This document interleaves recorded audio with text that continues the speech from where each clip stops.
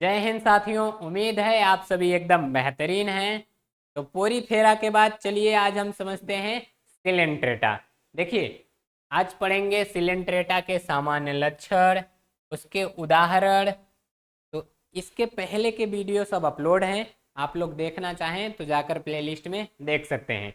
आगे बढ़ते हैं। देखिए, ये जो सिलेंट्रेटा है ये दो शब्दों से बना है। एक है सील, जिसका अर्थ है खोखली गुहा, और इंटेरॉन का मतलब होता है इंटेस्टाइन यानी कि आंत। यानी इस सिलेंट्रेटा का जो अर्थ है वो क्या हो जाएगा, आंत्र जैसी खोखली गुहा वाले जंतु। अब ये जो सिलेंट्रेटा है इसका एक दूसरा नाम भी है जिसे कहते हैं निडेरिया। तो सवाल आ जाता है, निडेरिया जब सिलेंट्रेटा नाम था तो निडेरिया की क्या जरूरत पड़ी? तो उसका ये कारण है, ये जो निडेरिया है ना ये नाइड शब्द से बना है। इससे नाइड शब्द से। और ये नाइड शब्द जो है इसका अर्थ होता है कि इसमें पाई जाती है स्टिंगिंग सेल। कौन सी सेल? Stinging cell. यानी हिंदी में उसे कहते हैं दंश कोशिका। तो इसका एक और नाम हो जाएगा दंश कोशिका धारक जंतु। यानी इस संघ के जंतुओं के शरीर में केवल एक ही गुहा होती है जिसे सिलेंट्रॉन कहते हैं।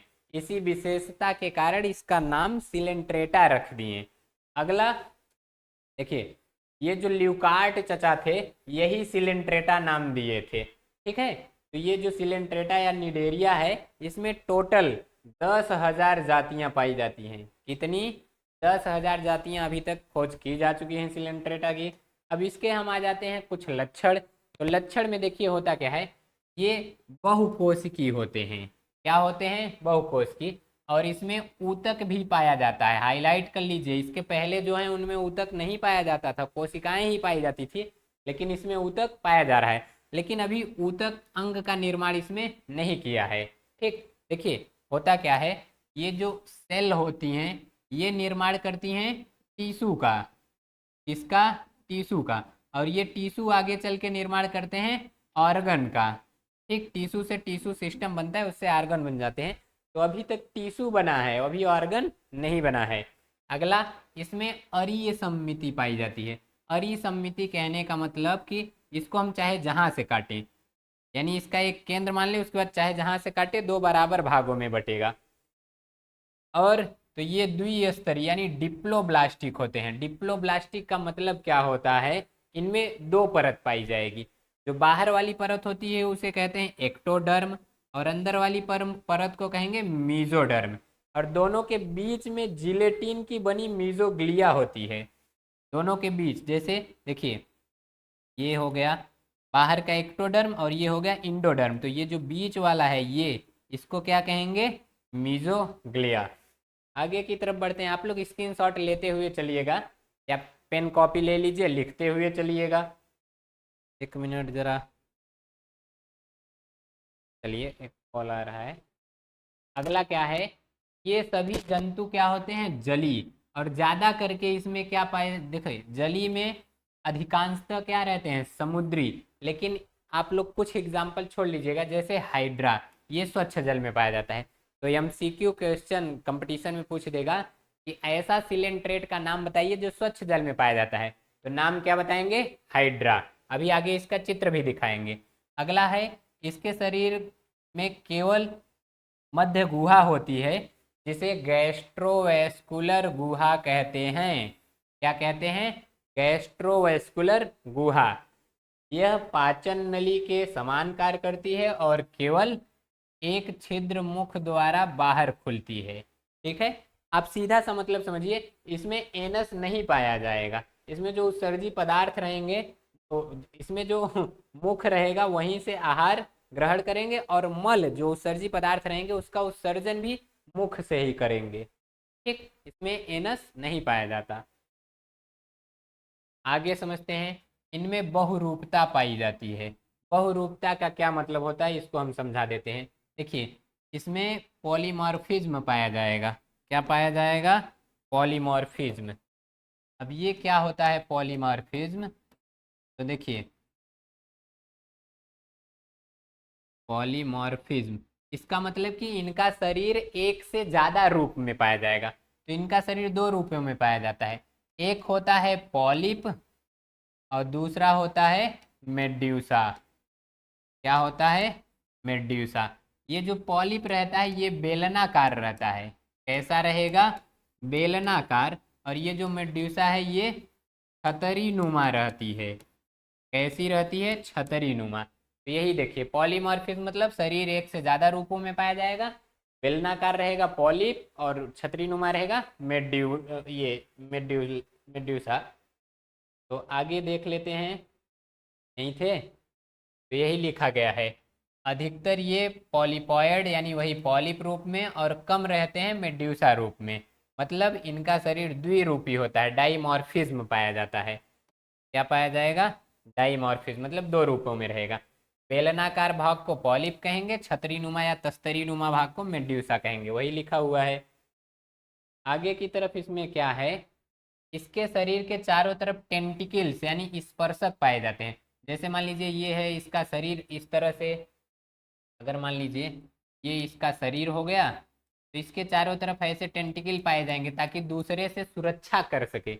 ये टेंटिकल होती क्या है? इसी में डंक मारने वाली दंश कोशिकाएं रहती हैं टेंटिकल्स में ही। तो ये करती क्या है? शिकार करेंगी, दूसरे को मूर्छित कर देंगी और आधार से चिपकने में ये सहायता प्रदान करती हैं। आत्मरक्षा करवाएंगी, दूसरा कोई इसको खाने आए, लो डंक मार दी, जहर छिड़क दी। तो ये जैसे गांव में टोना मार देते हैं, वैसे ये जहर मार देगा। ठीक, तो आत्मरक्षा कर लेता है इस तरह से। भोजन को पकड़ने में यही सहायक रहता है।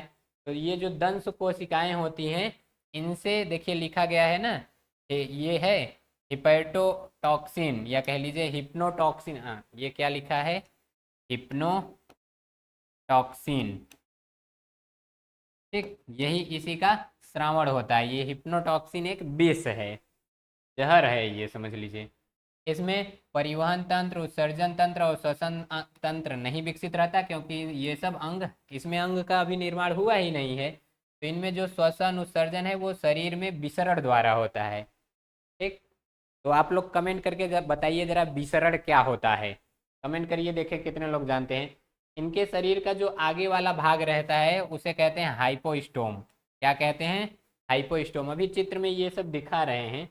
इसके अलावा बात करें इसके रिप्रोडक्शन की, तो ये लैंगिक अलैंगिक दोनों प्रकार का जनन करते हैं। और एक यहाँ इंपॉर्टेंट टॉपिक आप जान लीजिए, ये जो शुक्राणु अंडाणु हैं ये बनते तो हैं, इनका जो लार्वा होता है उसे कहते हैं स्टीरोगैस्टुला, या उसी को कहते हैं प्लेनुला। इसको आप स्टार लगा लीजिए। क्या? प्लेनुला। ये है इनका लार्वा, इसको स्टार लगा लीजिए, इंपॉर्टेंट है। ठीक, और बाकी अलैंगिक जनन ये इनका मुकुलन देख लीजिए, जिससे निवह बन जाते हैं। यानी ये अलैंगिक जनन लगभग इनमें मुकुलन द्वारा होता है। इसके द्वारा? मुकुलन द्वारा। अगला है, इनमें पीढ़ी एकांतरण पाई जाती है, यानी जननों का एकांतरण, या उसी को कहते हैं मेटामार्फोसिस, या इसी को कहते हैं पीढ़ी एकांतरण। क्या कहते हैं? पीढ़ी एकांतरण। अच्छा, ये पीढ़ी एकांतरण होता क्या है? इनमें पॉलिप है तो मेड्यूसा बन जाएगा, फिर मेड्यूसा से पॉलिप, फिर मेड्यूसा, पॉलिप, मेड्यूसा, यही क्रम चलता रहता है। तो देखिए यहाँ अलैंगिक भाग क्या है? पॉलिप। और लैंगिक भाग इसका क्या है? मेड्यूसा। आगे इसके कुछ एग्जाम्पल हैं, देखिए। ये जो ओबेलिया है इसे समुद्री समोर के नाम से जानते हैं। और ये जो फाइसेलिया है इसे पुर्तगाली सिपाही के नाम से जानते हैं। ये सब इसके एग्जाम्पल हैं। और जेली फिश, आपसे क्वेश्चन पूछेगा कि जेली फिश है, एग्जाम्पल रहेगा।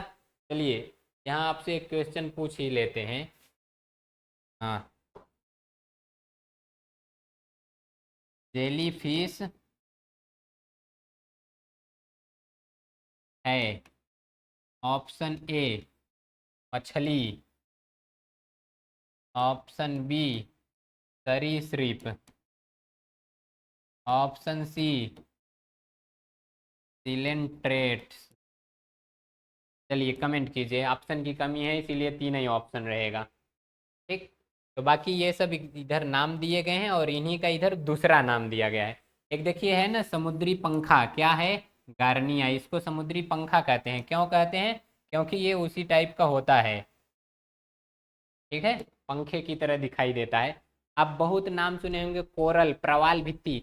कल वाले पोरीफोरा में कोरल का जिक्र कर दिए हैं था, क्योंकि वहाँ उसका जिक्र नहीं, यहाँ होगा। तो ये जो कोरल होता है, कोरेलियम, इसी को कहते हैं मूंगा या कहते हैं हिंदी में प्रवाल।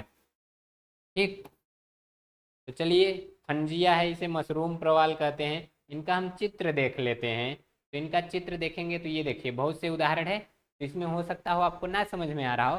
तो चलिए इसी के बगल में हम देखते हैं का और एग्जाम्पल।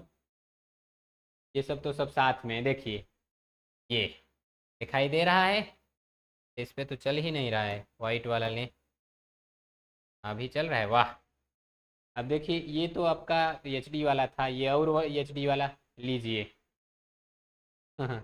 ये क्या है, ऑरेलिया, छतरी नुमा दिखाई दे रहा है, ये है ऑरेलिया।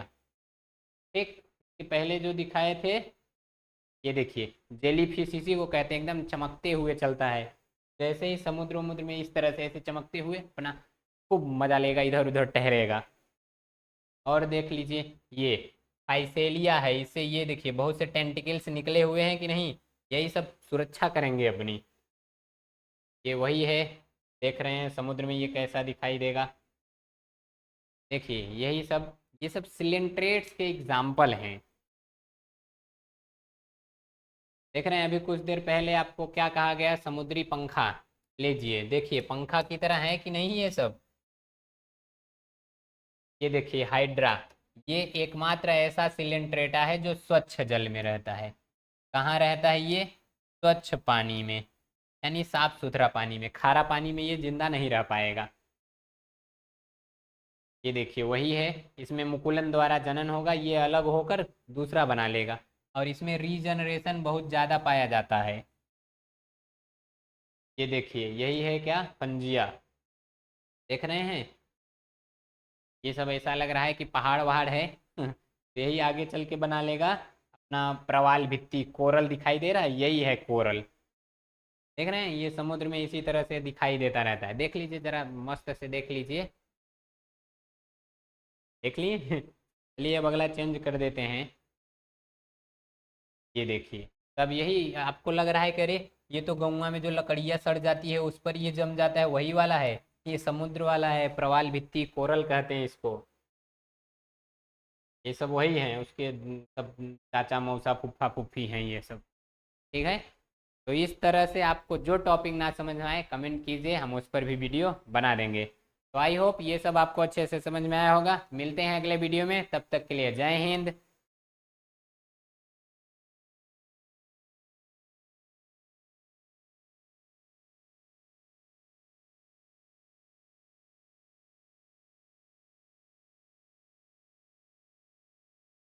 तो इतना आप लोग स्क्रीनशॉट ले लीजिए और पेन कॉपी लेकर रफ में नोट करते हुए चलिए। जहाँ ना समझ में आए तो पूछ लीजिएगा।